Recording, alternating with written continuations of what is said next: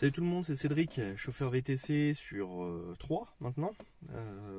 Bon, je voulais vous parler de cette histoire, c'était pas prévu que je fasse une vidéo là-dessus, mais l'actualité nous rattrape parfois. Et je sais pas si vous avez vu ce chauffeur VTC qui a été abattu à Marseille. Franchement, c'est un truc de ouf. Donc j'ai vu ça ce matin, j'ai écouté la radio et j'ai entendu l'auteur d'un règlement de compte écroué après avoir tué un VTC sur Marseille. Je me dis c'est quoi ce truc? Donc je regarde un petit peu les infos, je me renseigne et je vois que Nassim, un chauffeur VTC sur Marseille en fait, a pris des jeunes de 14 ans en course. Voilà, c'est une course Uber. Voilà, il était chauffeur VTC, il faisait une course Uber, il a pris des jeunes, 14 ans. Et en fait, sur la route, ils ont reconnu en fait des gens sur le trottoir. Donc je parle des jeunes, hein. Les jeunes ont reconnu des gens sur le trottoir qui devaient faire la peau en fait. Et ils ont demandé au chauffeur VTC de l'arrêter.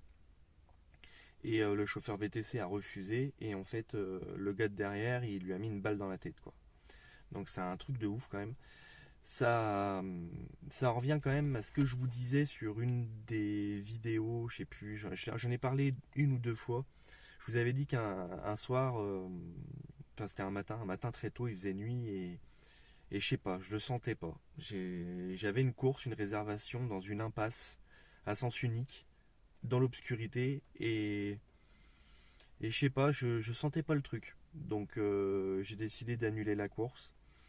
Et bah, j'invite surtout à toi, tu vois, chauffeur VTC, si t'es nouveau, même les anciens, mais si t'es nouveau encore plus, si tu sens pas un client que tu vois ou que t'es dans une situation et je sais pas, t'as ton instinct qui te dit que il y a un truc qui va pas, annule la course, tant pis, tu vois, même si t'as perdu ton temps à venir, si tu vas avoir du coup une décote sur l'annulation, tu vois, tu as un taux d'annulation qui risque de baisser, enfin d'augmenter du coup, si tu annules la course.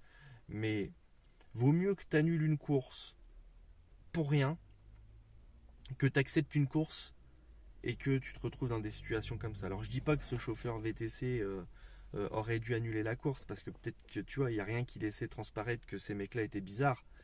Mais, euh, mais en tout cas, c'est juste un message de prévention en vous disant que si tu sens pas le client, bah voilà quoi, t'annules la course, tu le prends pas, tant pis.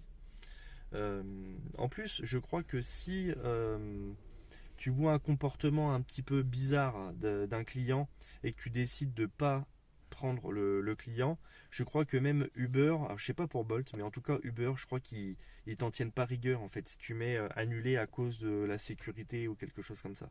C'est sûr qu'il faut pas que tu t'amuses à le faire tous les 4 matins, mais si vraiment la situation l'impose, bah tu fais ça et puis voilà quoi. Je vous invite également à avoir une dashcam dans votre véhicule, voilà, essentiel pour prévenir. Voilà, malheureusement, tu vois, ça se trouve, ce chauffeur VTC, il avait peut-être une dashcam dans son véhicule, hein, et ça ne l'a pas sauvé. Mais si tu as une dashcam, ça peut, tu vois, en refroidir quelques-uns de faire des bêtises, quoi. Moi, en plus, j'ai des autocollants sur l'arrière de mes vitres qui indiquent en fait que le véhicule est filmé.